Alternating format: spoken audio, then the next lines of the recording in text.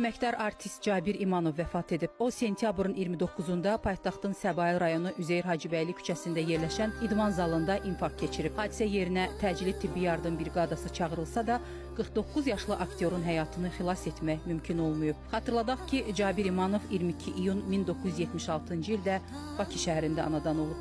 O, 1992-2001-ci illərdə Parni-iz Baku KVN komandasının üzvü, 1992-ci ildə KVN çempionu, 1995-ci ildə isə KVN yay klubunun sahibi və 2000-ci ildə KVN əsrin çempionu olub. 2001-ci ildən Planet Parni-iz Baku KVN teatrının aktyoru kimi çalışıb.